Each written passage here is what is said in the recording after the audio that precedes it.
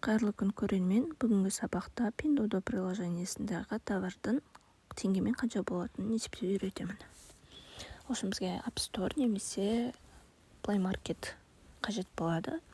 Сол жерге конвертер деп жазамыз. Сізге осылай приложениялар шығарып береді, кез келген жүктесеңіз болады. Мен осы бірінші шыққанды жүктеп көремін.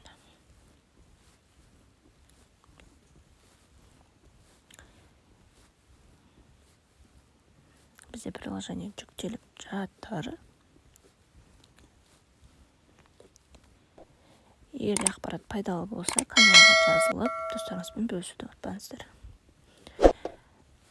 Приложениені ашамыз.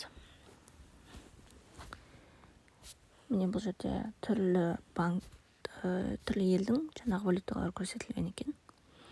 Енді Pinduoduoны ашып, кез келген товардың бағасын көреміз. Бірінші товардың бағасын қарап көрейік. Кофта шықты бізде 24-те 15 юань екен.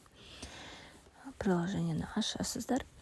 Міне мынау китайский юань деп тұрған жерге 24-те 15 деп жазып көреміз. Сонда бізге 1575 теңге болады екен бұл кофта.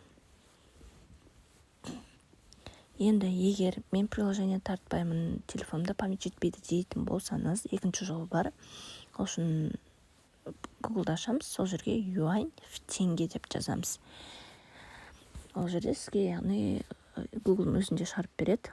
Сол жерде жаңағы юаньның орнына 24-те 15 деп жазып көреміз. 1584 деп есептеп берді. Қараңыздар, бұл жерде разницасы бар. Көріп тұрғандарыңыздай біреуінде 1575, біреуінде 1584 деп есептеп жатыр. Себебі бізде кез келген обменникте де кішкене разница болады. Сол сияқты приложение немесе сайтта әртүрлі болуы ол нормально.